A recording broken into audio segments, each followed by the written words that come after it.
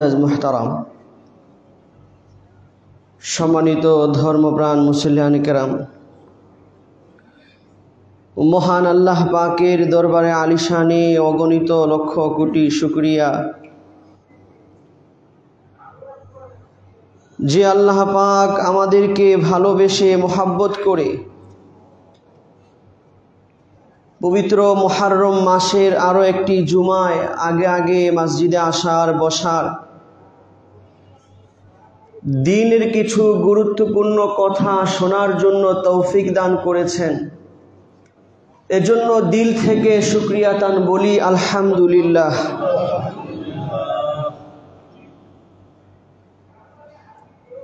যদিও 10ই মুহররম পবিত্র আশুরার দিন একটি বরকতপূর্ণ দিন, একটি ফজিলতপূর্ণ দিন, তথাপিও যেহেতু ইতিহাসের একটি হৃদয় বিদারক ঘটনা, একটি অবিস্মরণীয় শিক্ষণীয় ঘটনা, আল্লাহর রাসূলের প্রিয় नाती हजरते हुसैन रादियाल्लाहु ताआला आनहुर साथे जालिमरा निर्मम भावे युद्ध करे ताके शहीद करार घटना घटेछिलो। सेई हिसेबे जखोनी मुहर्रम एवं आशुरार दिन आसे आमरा सेई दुःख वेदनामय घटना स्मरण करी। जोरे बोलेन ठीक किना? एई दुःख वेदना मिश्रित एई घटनाके स्मरण करार माध्यमे मुस्लिम समाजे मुसलमानरा कयेक भागे विभक्त हये गेছে। केउ এই ঘটনা স্মরণ করার মাধ্যমে বাড়াবাড়িতে লিপ্ত, কেউ আবার একেবারে ছাড়াছাড়িতে লিপ্ত, আর হকপন্থী যারা তারা যেটাকে যেই জায়গায় রাখা দরকার, যাকে যেই সম্মানের স্থানে রাখা দরকার সেখানে রেখে আমল করে থাকেন। জোরে বলেন ঠিক কি না? এবং এই যে যাকে যার স্থান দেওয়া, যাকে যার মর্যাদা দেওয়া, এটাই হচ্ছে মধ্যম পন্থা এবং এটাই হচ্ছে বাড়াবাড়ি এবং ছাড়াছাড়ির মধ্যম পন্থা। জোরে বলেন ঠিক কি না? পৃথিবীতে বহু জাতি ছিল তারা বাড়াবাড়ি করেছে, খ্রিস্টানরা বাড়াবাড়ি করেছিল আর ইহুদিরা ছাড়াছাড়ি করেছিল। জোরে বলেন ঠিক কিনা? এজন্য আল্লাহ পাক এই দুনো জাতির কথা বইলা সূরা ফাতিহায় আমাদেরকে শিখাইছেন যে এদের পথ থেকে পানা চাও। সূরা ফাতিহায় যে আমরা পড়ি গায়রিল মাগদুবি আলাইহিম ওয়ালাদ-দাল্লিন, যাদের উপর আল্লাহর গজব, যারা তাদের নবীদের শান নিয়ে ছাড়াছাড়ি করছে, ইহুদিরা যারা নবীদেরকে পর্যন্ত হত্যা করেছে, এদের পথেও চালায়েন না। ওয়ালাদ-দাল্লিন, আর যারা পথভ্রষ্ট হইছে বাড়াবাড়ি কইরা ঈসা আলাইহিস সালামের মহব্বত বাড়াইতে বাড়াইতে আল্লাহর ছেলে বানাই দিছে, বলেন নাউজুবিল্লাহ। এদের এই ভ্রান্তদের পথও আমাদেরকে চালায়েন না। এই দোয়া আল্লাহ পাক 5 ওয়াক্ত নামাজে কয়েকবার আমাদেরকে দাঁড় করাইতেছেন। সুবহানাল্লাহ। এজন্য বলা হয় যে আল্লাহর রাসূল এমন এক ধর্ম নিয়ে আসছেন কোরআনের মাধ্যমে, হাদিসের মাধ্যমে, যেই ধর্মের মধ্যে বাড়াবাড়িও নাই আবার ছাড়াছাড়িও নাই। বলেন সুবহানাল্লাহ। এটাকে আরবিতে বলা হয় ইফরাত এবং তাফরিদ। এজন্য ইসলাম বাইনাল ইফরাতি ওয়াত তাফরিদ, বাড়াবাড়ি এবং ছাড়াছাড়ির মাঝখানে। সুবহানাল্লাহ। এজন্য কোরআনে আল্লাহ পাক এই উম্মতকে বলছেন উম্মাতাও ওয়াসাতা, তোমরা হইলা মধ্যম পন্থার উম্মত। বলেন সুবহানাল্লাহ। আমাদেরকে এই মধ্যম পন্থায় থাকতে হবে, দিন নিয়া, ঈমান নিয়া, ইসলাম নিয়া, এবং দিন, ঈমান, ইসলামের সাথে সম্পর্কিত বিষয় নিয়া বাড়াবাড়িও করা যাবে না, ছাড়াছাড়িও করা যাবে না। কোরআন এবং সুন্নাহ ভিত্তিক সিরাতাল মুস্তাকিম, সরল সোজা যে মধ্যম পন্থা আছে সেই পথে থাকতে হবে। জোরে বলেন ঠিক কি না? আমাদের দেশের অনেক মানুষরা হযরতে হাসান এবং হুসাইনের মহব্বতের দাবি নিয়া এবং তার পিতা হযরতে আলী রাদিয়াল্লাহু তাআলা আনহুর মহব্বতের দাবি নিয়া কিছু বাড়াবাড়ির শিকার হয়ে অনেক সাহাবীদেরকে পর্যন্ত কাফের বলে। বলে নাউজুবিল্লাহ। কিন্তু আমরা যারা কোরআন এবং সুন্নাহপন্থী, কোরআনে যা আছে, সুন্নতে হাদিসে যা আছে সেটার উপরে আমরা আমল করি। নিজেদের থেকে বাড়াবাড়ি করে কোনো কিছু আমলও করি না, আকীদাও লালন করি না। আমরা বলি হযরতে হুসাইন এবং হযরতে হাসান, হযরতে আলী তারা আল্লাহর রাসূলের আহলে বাইত। জোরে বলেন ঠিক কিনা? তাদেরকে তো মুহাব্বত করা ছাড়া ঈমানই পূর্ণতা লাভ করবে না। জোরে বলেন ঠিক কিনা? তাদেরকে মুহাব্বতের জায়গায় অবশ্যই করতে হবে, কিন্তু সেই মুহাব্বতে বাড়াবাড়ি করা যাবে না। জোরে বলেন ঠিক কিনা? তার কারণ হচ্ছে ইসলাম তো স্বয়ং আল্লাহর রাসূলের তারা পরিবার, স্বয়ং আল্লাহর রাসূলকে নিয়েও বাড়াবাড়ি করতে নিষেধ করেছে। জোরে বলেন ঠিক কিনা? যেমন কোরআনে আল্লাহ তাআলা বনি ইসরাইল তথা তৎকালীন খ্রিস্টানরা যারা ইহুদি থেকে খ্রিস্টান হয়েছিল, তারা ঈসা আলাইহিস সালামকে নিয়ে বাড়াবাড়ি করেছিল। এজন্য আল্লাহ পাক পবিত্র কোরআনের 2টা আয়াতের মধ্যে তাদেরকে নিয়ে আলোচনা করেছেন। সূরা আন-নিসার 171 নম্বর আয়াতে এবং সূরা আল মায়েদা 77 নম্বর আয়াতে আল্লাহ তাআলা বলতেছেন, কুলিয়া আহলাল কিতাবি লা তাগলু ফি দীনিকুম। আল্লাহ তাআলা আল্লাহর রাসূলকে কোরআনের আয়াত নাজিল কইরা বলতেছেন যে হে নবী, আপনার দাওয়াতের ময়দান যে ইহুদি এবং খ্রিস্টানরা যারা আহলে কিতাব, নবী আপনি তাদেরকে বইলা দেন, ইয়া আহলাল কিতাব লা তাগুলু ফি দীনিকুম, হে আহলে কিতাব তথা তাওরাত এবং ইনজিলের অনুসরণকারী জাতি, কয়ে তোমরা তোমাদের দ্বীন নিয়া বাড়াবাড়ি কইরো না। কার কথা? আল্লাহর কথা। আল্লাহ বলতেছেন নবী আপনি এই কথা তাদেরকে শোনান, তাদেরকে এই দাওয়াত দেন যে লা তাগুলু ফি দীনিকুম, দ্বীন নিয়া তোমরা কি করো না? বাড়াবাড়ি করো না। ওয়ালা তাত্তাবিউ আহওয়া কওমিন কদ দাল্লু মিন ক্বাবলু, ওই জাতির মন মানসিকতার অনুসরণ করো না যারা ইতিপূর্বে বাড়াবাড়ি কইরা ধ্বংস হইছে, পথভ্রষ্ট হইছে। ও আদাল্লু কাসীরা, শুধু নিজেরাই ধ্বংস হইছে এরকম না, তারা বহু জাতিকে তাদের এই ভ্রান্ত বাড়াবাড়িমূলক আকীদার মাধ্যমে, আচরণের মাধ্যমে বহু মানুষকে তারা ধ্বংস করেছে। ওয়াদাল্লু আন সাওয়াইস সাবিল, আর এর কারণে তারা সঠিক পথ থেকে বিচ্যুত হয়ে গেছে। তো কোরআন এত স্পষ্টভাবে বলেছেন যে না, কোরআন সুন্নাহর ক্ষেত্রে যতটুকু আছে এর বাইরে বাড়াবাড়ি আবেগ ইসলাম কি করে না? সমর্থন করে না। অন্য আয়াতে আল্লাহ তাআলা বলছেন, ইয়া আহলাল কিতাবি লা তাগুলু ফি দীনিকুম ওয়া লা তাকুলু আলাল্লাহি ইল্লাল হক, হে আহলে কিতাবগণ তোমরা দ্বীন নিয়ে বাড়াবাড়ি করো না, আর বাড়াবাড়ি কইরা ঈসা আলাইহিস সালামের মহব্বতে সীমা লঙ্ঘন কইরা আল্লাহর ব্যাপারে অন্যায় কথা বইলো না। তারা বলছিল যে আল্লাহর ছেলে বানাই দিছিল। এজন্য আল্লাহ তাআলা পরে বলতেছেন, ইন্নামাল মাসিহু ঈসা ইবনু মারইয়াম, শুনে রাখো ঈসা মাসিহ যিনি আল্লাহর নবী, আল্লাহর রাসূল, তিনি কিন্তু আল্লাহর সন্তান না, তিনি মারইয়াম আলাইহিস সালামের সন্তান। ঈসা ইবনু মারইয়াম রাসূলুল্লাহ, তিনি আল্লাহর রাসূল, ওয়া কালিমাতুহু, আল্লাহর কথার মাধ্যমে সৃষ্টি। আল্লাহ বলছেন কুন হয়ে যাও, তিনি জন্ম হয়ে গেছেন, কোনো বাবা লাগে নাই। জোরে বলেন ঠিক কিনা? আলকাহা ইলা মারইয়াম, যেই কথা আল্লাহ পাক মরিয়মের দিকে দিয়েছেন। রূহুম মিনহু, আর ঈসা আলাইহিস সালাম আল্লাহর পক্ষ থেকে সরাসরি রূহ। আচ্ছা, আল্লাহ পাক সরাসরি এই রূহটা মারইয়াম আলাইহিস সালামের পেটে কি করেছেন? দিয়েছেন। ফাআমিনু বিহি বিল্লাহি ওয়া রাসূলিহি, কাজেই তোমরা আল্লাহর উপর ঈমান আনো, তার রাসূলের উপর ঈমান আনো। ঈসা আলাইহিস সালামকে আল্লাহর ছেলে বানায়া 3 খোদার 1 খোদা বইল না, উনি রাসূল, এই পর্যন্ত ওনাকে কি রাখো? ক্ষান্ত রাখো। তাইলে পূর্বের রাসূলদের ক্ষেত্রেও বাড়াবাড়ি করতে শরীয়ত নিষেধ করেছে। এজন্য সহিহ বুখারী, মুসলিম একাধিক হাদিসের কিতাবে আল্লাহ রাসূল নিজে বলেছেন, লা তুতুরুনি, ও আমার সাহাবীরা শোনো, তোমরা আমি নবীকে নিয়া কোনোদিন বাড়াবাড়ি করবা না। কামা আতরাতিন নাসারা ঈসা ইবনে মারইয়াম, যেরকম খ্রিস্টানরা ঈসা ইবনে মারইয়ামের ক্ষেত্রে মহব্বতের বাড়াবাড়ি করেছে, তারা বাড়াবাড়ি করে যেরকম সীমা লঙ্ঘন করছে, আমার উম্মত তোমরা আমি নবীকেও ভালোবাসবা, মহব্বত করবা, কিন্তু ভালোবাসায় বাড়াবাড়ি কইরা তাদের মতো সীমা লঙ্ঘন করো না।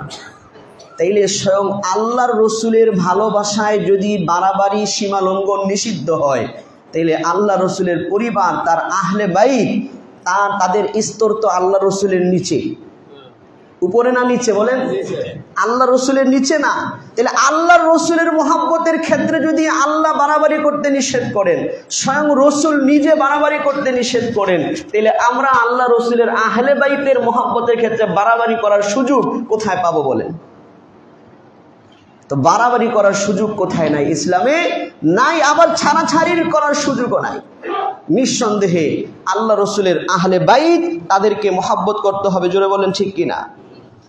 এই আল্লাহ রসুলের আহলে বাইত মানে কি? আল্লাহ রসুলের আহলে বাইত, এই শব্দের আহলে বাইত শব্দটা মূলত পরিবারের সদস্যদেরকে বলা হয়। আপনার পরিবারের যারা সদস্য এরা হচ্ছে আপনার আহলুল বাইত। এটা শাব্দিক তর্জমা হইলে ঘরের সদস্য বৃন্দ। আহলুল বাইত শব্দের আবিধানিক তর্জমা কি? ঘরের সদস্য বৃন্দ। বাকি ইসলামের পরিভাষায় সবার ঘরের সদস্যদেরকে আহলে বাইত বলা হয় না, বিশেষভাবে আল্লাহ রসুলের ঘরের সদস্যদেরকে বলা হয় আহলুল বাইত। তার কারণ হচ্ছে স্বয়ং আল্লাহ তাদের ব্যাপারে এই শব্দটা ব্যবহার করেছেন। বলেন সুবহানাল্লাহ।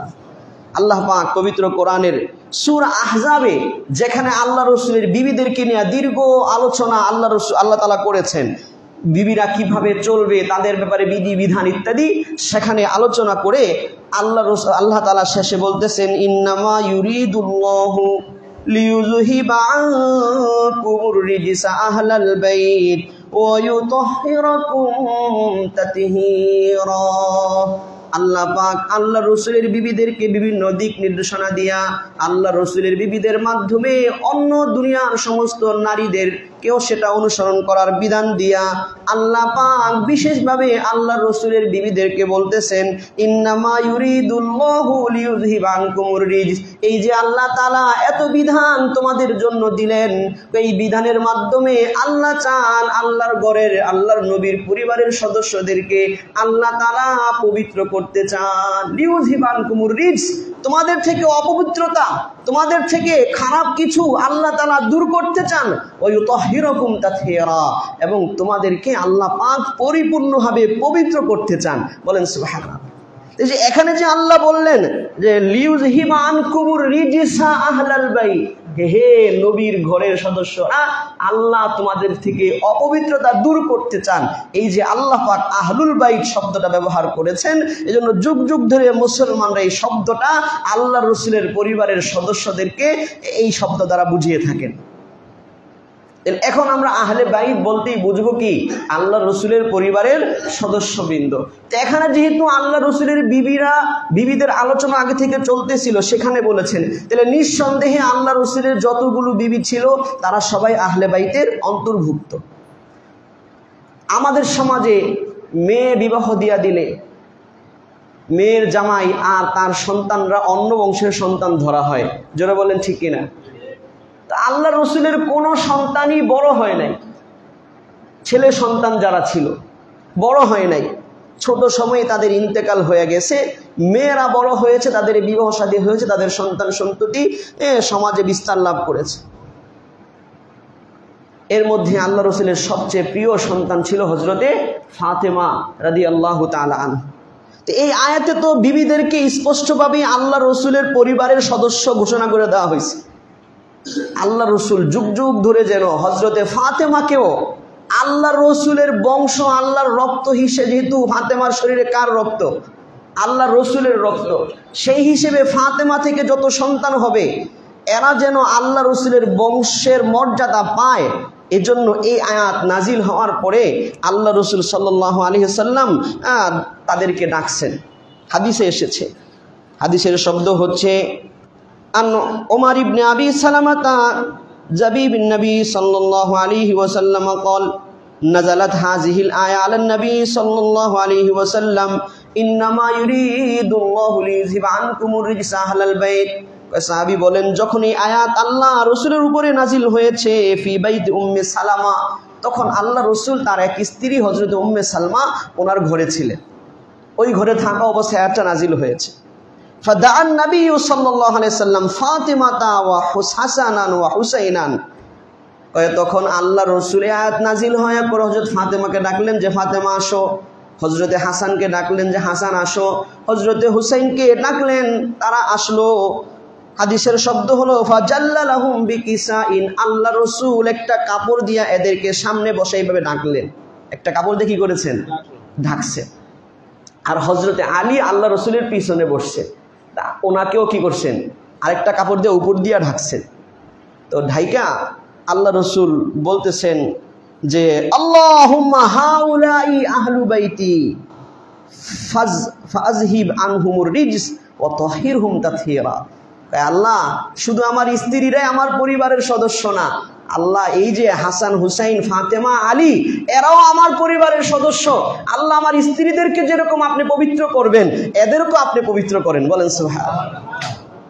তো এই দৃশ্য দেখা স্ত্রী তো পাশে কি বসা বা দাঁড়ানো যে কোনো অবস্থায় আছে, উম্মে সালমা, তিনি বললেন ওয়ানা মাহুম ইয়া রাসূলুল্লাহ, আল্লাহ রসুল আপনার এই বরকতি চাদরের নিচে যদি আমারও নিতেন, আমারও আপনার পরিবারের সদস্য ঘোষণা করতেন তাহলে ভালো হইতো। তখন আল্লাহ রসুল সাল্লাল্লাহু আলাইহি ওয়াসাল্লাম তাকে বললেন যে আনতাফি মাকানিক, তুমি তোমার শ্রেষ্ঠত্বের জায়গায় আসো, তুমি তো কোরআনের বাণী দ্বারাই তুমি আমার পরিবারের সদস্য, তোমার আলাদা চাদরের ভিতরে নিতে হইব না, তুমি কল্যাণকর জায়গাতেই আসো। সুবহানাল্লাহ। তাইলে যুগ যুগ ধরে মানুষ বলতো যে মেয়ের ঘরের সন্তান এরা আবার বংশের হয় কেন? এই জন্য আল্লাহ রসুল এই হাদিসের মাধ্যমে এই ঘটনা ঘটায়া আল্লাহ রসুলের ঘোষণা করে দিয়ে গেছেন, আমার সন্তান, ছেলে সন্তান জীবিত না হোক, আমার মেয়ে ফাতেমা এবং তার জামাই এই আলীর বংশ থেকে যারাই আসবে যুগ যুগ ধরে, এই রক্ত আমার রক্ত, এরা কি আমার বংশে। সুবহানাল্লাহ। সেই হিসেবে হযরতে হাসান হুসাইন রাদিয়াল্লাহু তাআলা আনহু এবং হযরতে ফাতেমা এবং হযরতে আলী তারা আল্লাহ রসুলের পরিবারের মর্যাদা পেয়ে গেছে। জোরে বলেন ঠিক কিনা? এবং এদেরকে আল্লাহ রসুল, এই হাসান হুসাইনকে আল্লাহ রসুল নিজের সন্তান বলেই ডাকতেন। মাঝে মধ্যে যায় বলতেন, এ ফাতেমা আমার বাচ্চা দুটাকে নিয়ে আসো। আরবি ভাষায় ইবনুনের মধ্যে ব্যাপকতা আছে, সন্তান এটার মধ্যে ব্যাপকতা আছে। নিজের সন্তানকে ইবনুন বলা যায়, নাতিকে ইবনুন বলা যায়, এই বংশের নিচে যারা আছে সবাইকে কি বলা যায়? ইবনুন, মানে নিজের সন্তান শব্দ বলে ব্যক্ত করা যায়। সেই ব্যাপকতা থেকে আল্লাহ রসুল হাসান হুসাইনকে ইবনুন বলে ডাকতেন, যে আমার সন্তান। সুবহানাল্লাহ। তাইলে এই হাদিস থেকে জানলাম যে হাসান এবং হুসাইনের মর্যাদা নিঃসন্দেহে শ্রেষ্ঠত্বের জায়গায়। জোরে বলেন ঠিক কিনা? কাজে আমরা অনেক সময় এই যে যারা হজরতে হাসান এবং হজরতে হুসাইনের মহাব্বত নিয়ে যারা বাড়াবাড়ি করে, তাদের ব্যাপারে যে আমরা বলি, এর মানে এই না যে হজরতে হাসান হুসাইনকে মহাব্বত করা যাবে না, হজরতে আলীকে মহাব্বত করা যাবে না, এটা আমাদের কোশ্চিন কালো উদ্দেশ্য না। আমাদের উদ্দেশ্য হচ্ছে আপনি বাড়াবাড়ি এবং ছাড়াছাড়ির এর মধ্যে এর মধ্যবর্তী পন্থায় থাকেন, বাড়াবাড়ির দিকেও যায়েন না, ছাড়াছাড়ির দিকেও যায়েন না। আল্লাহ রসুলের পরিবারের সদস্য তো মহাব্বতের কারণ হবে, কারণ তারা যুগ যুগ ধরে শ্রেষ্ঠ। আল্লাহ রসুলকে আল্লাহ পাক তৎকালীন পৃথিবীর শ্রেষ্ঠ বংশে জন্ম দিয়েছেন। বলেন সুবহানাল্লাহ। আল্লাহ রসুলের এই বংশ একেবারে আদম আলাইহিস সালাম পর্যন্ত সংরক্ষিত। এখনো কার বাবাকে একেবারে হযরত আদম পর্যন্ত পুরা বংশের সিলসিলা সংরক্ষিত। আমি আর আপনি হয়তো 5টা বলতে পারবো, এরপর জানি না। বাস্তবতা কিনা? আপনার আমার বংশের দাদার নাম, পরদাদার নাম, বেশি থেকে আরো 3 জন, এরপর আর জানে না। কিন্তু আল্লাহ রসুলের বংশ এখনো পর্যন্ত কি সংরক্ষিত। সুবহানাল্লাহ। যাই হোক, এই জন্য আল্লাহ রসুল বিভিন্ন হাদিসের মাধ্যমে হজরতে হাসান, হজরতে হুসাইন এবং হজরতে আলী, ফাতেমা তাদের মর্যাদার কথা বলেছেন। এক হাদিসে এসেছে সহিহ মুসলিম শরীফে, আল্লাহ রসুল বলেছেন উযাক্কিরুকুমুল্লাহ ফি আহলি বাইতি, উযাক্কিরুকুমুল্লাহ ফি আহলি বাইতি, উযাক্কিরুকুমুল্লাহ ফি আহলি বাইতি। 3 বার বলছেন, আমি আমার আহলে বাইত, আমার পরিবারের সদস্যবৃন্দের ব্যাপারে তোমাদেরকে আল্লাহকে স্মরণ করার আদেশ করতেছি। অর্থাৎ আমার পরিবারের সদস্যদের সাথে বেইনসাফি বা জুলুমের আচরণ করার ক্ষেত্রে, তাদের সাথে শত্রুতার আচরণ করার ক্ষেত্রে আল্লাহকে ভয় করো। কাকে ভয় করো? আল্লাহকে ভয় করো। এই কথা কে বলে দিয়ে গেছেন? আল্লাহ রসুল তার জীবদ্দশায় বলে দিয়ে গেছে। অন্য এক হাদিসের মধ্যে আল্লাহ রসুল বলেছেন যায়েদ বিন আরকাম থেকে হাদিসটা বর্ণিত। আল্লাহ রসুল বলেছেন ইন্নী তারিকুন ফিকুম মা ইন তামাসসাকতুম বিহি লান তাদিল্লু। ও আমার সাহাবীরা, আমি তোমাদের কাছে 2টা জিনিস রাইখা যাইতেছি, যদি ওই 2 জিনিসকে তোমরা আঁকড়ে ধরে রাখো তাহলে তোমরা কোনোদিন পথভ্রষ্ট হবে না। আল্লাহ রসুল বলতেছেন আহাদুহুমা আযমু মিনাল আখার, তাদের একটা অন্যটা থেকে অনেক বেশি মর্যাদার। ওইটা হলো আল্লাহ রসুল বলতেছেন কিতাবুল্লাহ। 1 নম্বর মর্যাদার জায়গা হচ্ছে আল্লাহর কিতাব, এটা আমি তোমাদের কাছে রেখে গেলাম, আল্লাহর কোরআন। এটা কি? আল্লাহ রাসূল বলতেছেন যে এটা হাবলুম মামদুদুম মিনাস সামাই ইলাল আরদি, কয় এটা হচ্ছে আসমান থেকে জমিনবাসীদের কাছে ছেড়ে দেওয়া ঝুলানো একটা রশি। বলেন সুবহানাল্লাহ। অর্থাৎ এই কোরআনকে যারা আঁকড়ে ধরে রাখবে তাদের সম্পর্ক সরাসরি কার সাথে? আল্লাহর সাথে। সুবহানাল্লাহ। এরপর আল্লাহ রাসূল দ্বিতীয় বলতেছেন, দ্বিতীয়টা হচ্ছে ওয়া ইত্তারাতি আহলু বাইতি, আরেকটা হচ্ছে আমার পরিবার, আমার বংশের লোক, আমার ঘরের সদস্যবৃন্দ। এবার ওয়ালাইয়া তাফাররাকা হাত্তা ইয়ারিদা আলাল হাউজ ফানজুরু কাইফা তাখলুকুনি ফিহিমা। আল্লাহ রাসূল বলেন এই যে কোরআনের উপর অটল থাকা এবং আমার বংশ, এই দুইটা কোনোদিন পৃথক হবে না, এমনকি এই দুটোটা হাউজে কাউসার আমার সামনে পেশ হবে। এরপর আল্লাহ রাসূল বলেছে ফানজুরু, কাজী তোমরা লক্ষ্য করো যে আমি নবী দুনিয়া থেকে চলে যাওয়ার পরে এই কোরআনের সাথে তোমরা কি আচরণ করবে, আর আমার বংশের লোকদের সাথে, আমার পরিবারের লোকদের সাথে তোমরা কি আচরণ করবে, এটা ভালোভাবে ভাইবা শুইনা কইরো। এটা কার কথা? তার মানে আল্লাহ রাসূল সতর্ক করে দিয়ে গেছেন যে কোরআনের সাথেও কোরআনের হক নষ্ট করা যাবে না। আমার পরিবারের সদস্য যারা হযরতে হাসান, হুসাইন, ফাতেমা, আলী, এদের ক্ষেত্রেও আচরণটা ওইরকমই করতে হবে, এদের হক নষ্ট করা যাবে না। এরকম বিভিন্ন হাদিসের মাধ্যমে আল্লাহ রাসূল তাদের গুণগান, তার বংশের গুণগান বলে গেছেন। এরপরে আল্লাহ রাসূল সাল্লাল্লাহু আলাইহি ওয়াসাল্লাম অনেক হাদিসে, তিরমিজি শরীফ হাদিসটি এসেছে, ওই হাদিসে বলেছেন, আল্লাহ রাসূল বলতেছেন আহিব্বুল্লাহ লিমা ইয়াগদুকুম মিন নিআমিহি, তোমরা আল্লাহ তাআলাকে ভালোবাসো, কেননা আল্লাহ তাআলা তোমাদের কাছে অনেক নাজ নিয়ামত আল্লাহ তাআলা তোমাদেরকে দেন, এজন্য আল্লাহ তাআলাকে তোমরা ভালোবাসো। ওয়াহিব্বুনি বিহুব্বিল্লাহ, আর আমাকে ভালোবাসবা আল্লাহকে ভালোবাসার জন্য। আল্লাহ যেহেতু আমাকে ভালোবাসে, আমি যেহেতু হাবিবুল্লাহ, কাজে আল্লাহকে যেহেতু তোমরা ভালোবাসবা, আর সেই কারণে আমি নবীকেও ভালোবাসতে হবে। আমি নবীকে ভালোবাসা ছাড়া তোমাদের আল্লাহর ভালোবাসা কি হবে না? পরিপূর্ণ হবে না। এই যে ওয়াহিব্বুনি বিহুব্বিল্লাহ, আল্লাহর ভালোবাসার কারণে আমাকে ভালোবাসো। এরপরে বলতেছেন ওয়া আহিব্বু আহলা বাইতি লিহুব্বি, আর যদি আমি নবীকে প্রকৃত ভালোবাসা থাকো, তাইলে আমি নবীকে ভালোবাসার কারণেই আমার পরিবারের সদস্যদেরকে তোমরা ভালোবাসবা। সুবহানাল্লাহ। তার মানে আল্লাহ রাসূল হাদিসের মাধ্যমে বুঝাইছেন যে আমি নবীকে ভালো না বাসলে যেরকম আল্লাহর ভালোবাসা পূর্ণতা হয় না, ঠিক তদ্রূপ আমার পরিবারের সদস্য হযরতে হাসান, হুসাইন, হযরতে ফাতেমা, আলী, এদের বংশের পরম্পরা যারা আসবে, এদেরকে ভালো না বাসলেও আমি নবীকে তুমি ভালোবাসো না। আমি নবীর ভালোবাসা যদি তোমার পূর্ণতা লাভ করতে চাও, তাহলে কাদেরকে ভালোবাসতে হবে? হযরতে হাসান, হযরতে হুসাইনকে ভালোবাসতে হবে। এবং আল্লাহ রাসূলের যে বংশ হযরতে ফাতেমা থেকে নিচের দিকে বিস্তৃত হয়েছে, তাদেরকে কি করতে হবে? ভালোবাসতে হবে। এতে গেল আল্লাহ রাসূলের বংশের। বিশেষভাবে হযরতে হাসান এবং হুসাইন রাদিয়াল্লাহু তাআলা আনহুর বিষয়ে হাদিসের মধ্যে আল্লাহ রাসূল অনেক ভবিষ্যৎবাণী দিয়ে গেছেন এবং তাদের বিশেষ মর্যাদা ঘোষণা করে দিয়ে গেছে। কার? হযরতে হাসান এবং হুসাইনের বিষয়ে হাদিস শরীফের মধ্যে এসেছে, আল্লাহ রাসূল সাল্লাল্লাহু আলাইহি ওয়াসাল্লাম বলেছেন, আনাস ইবনে মালিক থেকে বর্ণিত, তিনি বলেন সুইলা রাসূলুল্লাহ সাল্লাল্লাহু আলাইহি ওয়াসাল্লাম, আল্লাহ রাসূলকে একদিন জিজ্ঞেস করা হয়েছে, আইয়ু আহলি বাইতিকা আহাব্বু ইলাইকা ইয়া রাসূলুল্লাহ, ওগো আল্লাহর রাসূল, আপনার পরিবারের সদস্য তো অনেকজন, অনেক সন্তান, হযরত আলীর অনেক সন্তান ছিল, আপনার বংশের তো অনেক মানুষ, আপনার স্ত্রীরাও আছে, অনেকেই আছে, ওগো আল্লাহর নবী, আপনার এই আহলে বাইতের মাঝে কে সবচেয়ে বেশি প্রিয় আপনার কাছে? আল্লাহ রাসূল সাল্লাল্লাহু আলাইহি ওয়াসাল্লাম তখন সাথে সাথে জবাব দিলেন, আল হাসান ওয়াল হুসাইন, আমার পরিবারের সদস্যদের মাঝে আমার সবচেয়ে প্রিয় আমার হাসান এবং আমার হুসাইন। বলেন সুবহানাল্লাহ। তাইলে হাসান এবং হুসাইনকে মহব্বত করতে হবে কিনা? ওয়াকানা ইয়াকুলু লি ফাতেমা উদউ লি ইবনি, আর আল্লাহ রাসূল হযরত ফাতেমার কাছে যায় বলতেন, এই ফাতেমা, আমার দুই সন্তানকে নিয়ে আসো।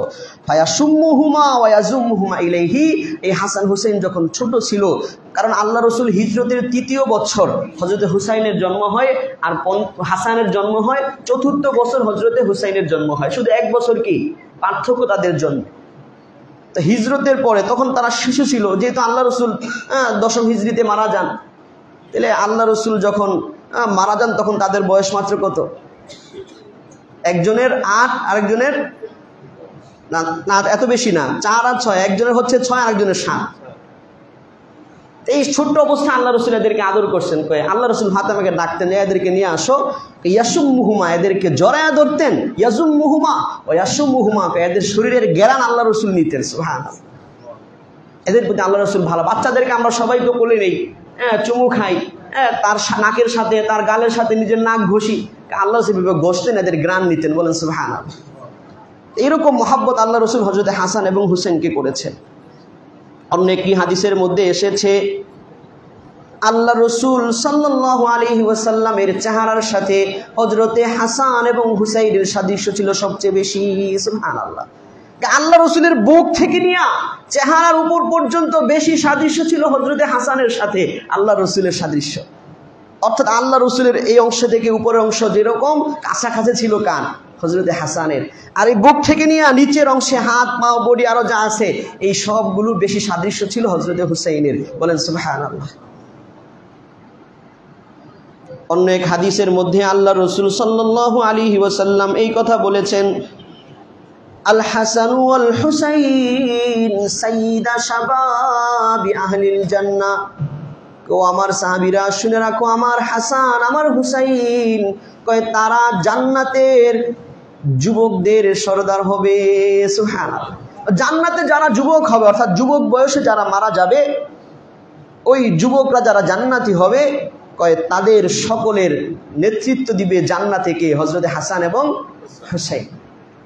আর তাদের মা ফাতেমা ও সাইয়্যিদাতু নিসাই আহলিল জান্নাহ, আর ফাতেমা হবে সমস্ত জান্নাতের মহিলাদের সর্দারনি। বলেন সুবহানাল্লাহ।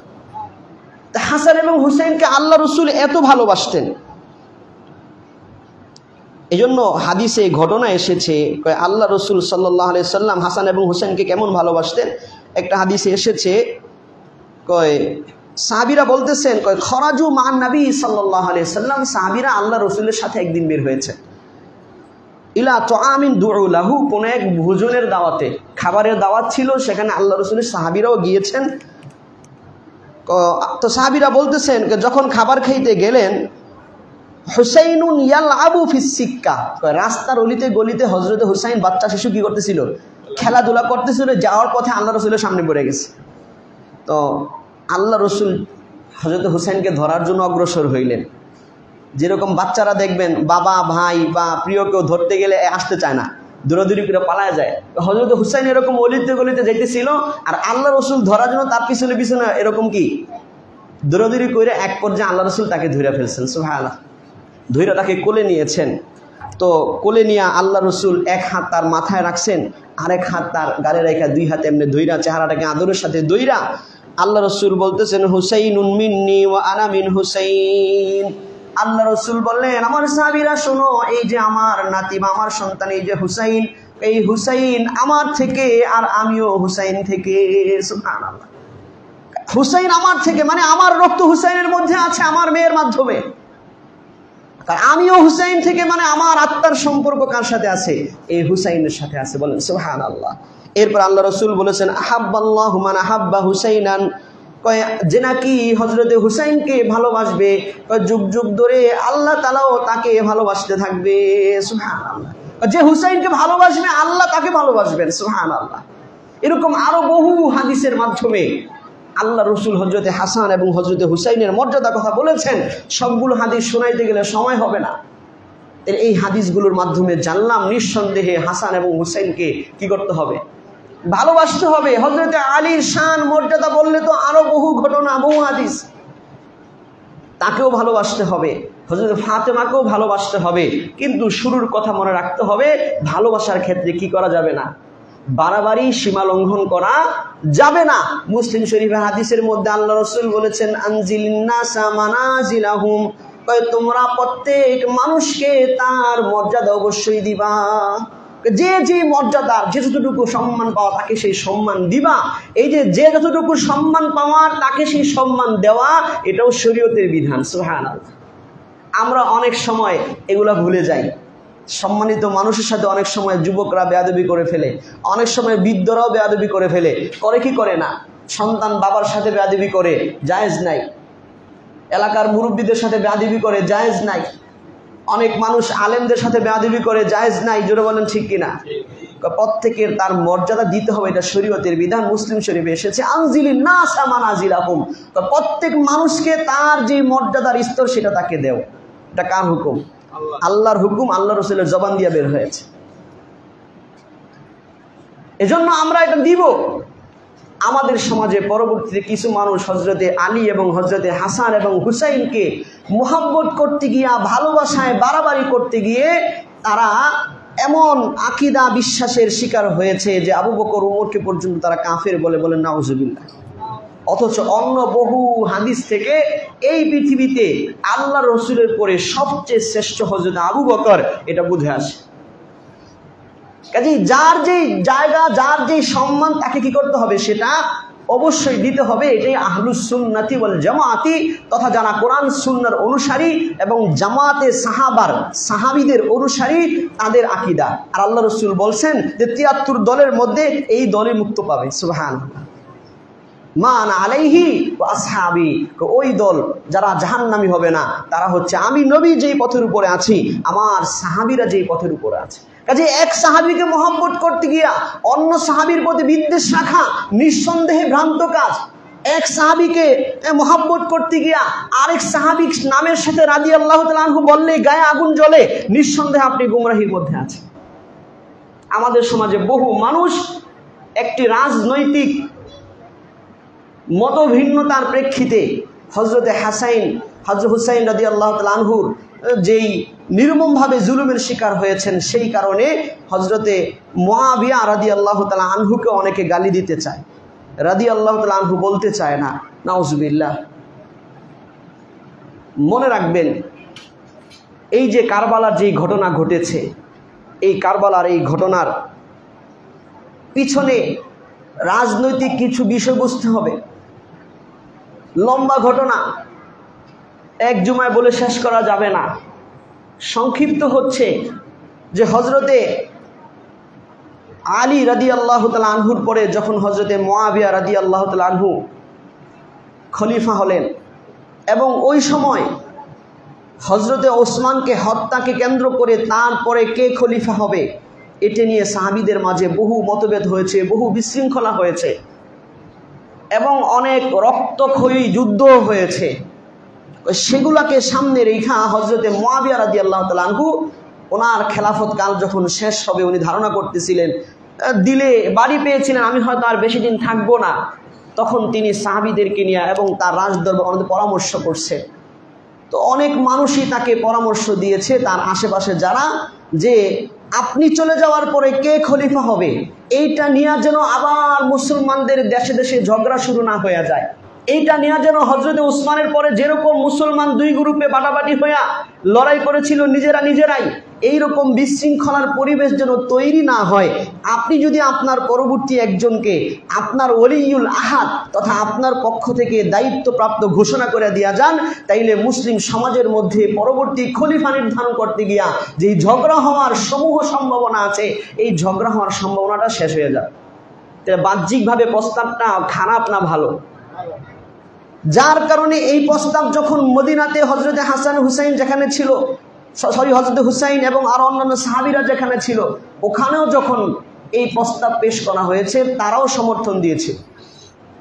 কিন্তু হযরতে মুআবিয়া রাদিয়াল্লাহু তাআলা আনহু একটা ইজতিহাদি খাতা এবং ভুল ছিল, ইজতিহাদি খাতা এবং ভুল ছিল যে উনি সেই পরবর্তী দায়িত্বপ্রাপ্ত হিসেবে ওনার সন্তানকে নির্বাচন করেছেন, এবং সেটাও তার আশেপাশের কিছু মানুষের পরামর্শে।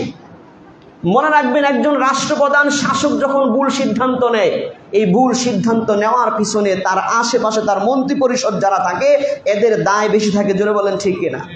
কারণ রাষ্ট্রপ্রধান যদি ভুল সিদ্ধান্ত নয়, মন্ত্রী পরিষদ যদি সেখানে অবজেকশন জানায় যে বাদশাহ জাহাপনা এই সিদ্ধান্ত নিলে এই সমস্যা হবে, এটা হইতে পারে। দুর্ভাগ্যবশত ভাবে হযরতে মুআবিয়ার আশেপাশে যারা ছিল, বিভিন্ন রাষ্ট্রের গভর্নর যারা ছিল, এদের বেশিরভাগই মতামত দিয়েছে কি যে আপনার সন্তান ইয়াজিদি বেশি যোগ্য, ওরে দেওয়া যায়। কিন্তু এই নাম যখন পরবর্তীতে মদিনাতে হযরতে হুসাইন, আব্দুল্লাহ ইবনে জুবাইর সহ অন্যান্য বিজ্ঞ বড় বড় সাহাবীরা, যারা ইয়াজিদের চাইতে বয়সও বড়, আবার তারা সাহাবী, এবং তারা ইলমে কালামে সব দিক দিয়া বড়, খলিফা হওয়ার যোগ্য বহু বড় বড় ব্যক্তি ছিল। তারা এটা মেনে নিতে পারে নাই যে একজন অল্প বয়সের ছেলে ইয়াজিদকে আমরা খলিফা মেনে নিব, এটা হইতে পারে না। কোনো যদি যোগ্য কাউকে বাছাই করে দেওয়া যাইতেন তাইলে কি হইতো, ভালো হইতো। এই থেকে মুআবিয়া রাদিয়াল্লাহু তাআলা আনহুর এই সিদ্ধান্তের সাথে হযরত হুসাইন সহ আরো বড় বড় সাহাবীদের কি হয়েছে, মতভেদ হয়েছে। কিন্তু হযরত মুআবিয়া রাদিয়াল্লাহু তাআলা আনহু তো থাকতো সেই শামে, আর হাসান হুসাইন রাদিয়াল্লাহু থাকতেন মদিনায়, যার কারণে তাদের সরাসরি কথোপকথনের এরকম মৌকা আসে নাই। যুগটা আছে তখন তো মোবাইলের যুগ ছিল না যে মুহূর্তের মধ্যে হ্যালো ভাই এই সিদ্ধান্ত নিতে চাইতেছি, সমাধান কি, এরকম যুগ ছিল না। ওইদিকে মুআবিয়ার ইন্তেকাল হয়ে গেছে, হযরত ইয়াজিদ শাসন ক্ষমতায় বসে গেছে। এখন ইয়াজিদ শাসন ক্ষমতায় বৈশা দেখে যে বহু মানুষ, বহু সাহাবীরা তাকে খলিফা মানতে রাজি না, তার হাতে বায়াত গ্রহণ করতে রাজি না। এই মতভেদ তৈরি হয়েছে। তখন ইয়াজিদ তার শক্তি এবং ক্ষমতার মাধ্যমে সে জুলুম করে হযরত হুসাইনকে তার হাতে বায়াত গ্রহণ করতে বাধ্য করার মিশনে নামছে। সংক্ষিপ্ত ঘটনা এতটুকুই। এবং সেই মিশনের ফলাফল হিসেবে তারা ইয়াজিদের এই বাহিনী ইবনে জিয়াদ সে কি করেছে, হযরত হুসাইন রাদিয়াল্লাহু তাআলাকে হত্যা করেছে নির্মমভাবে। আমি পুরা ঘটনাকে সংক্ষিপ্ত করলাম।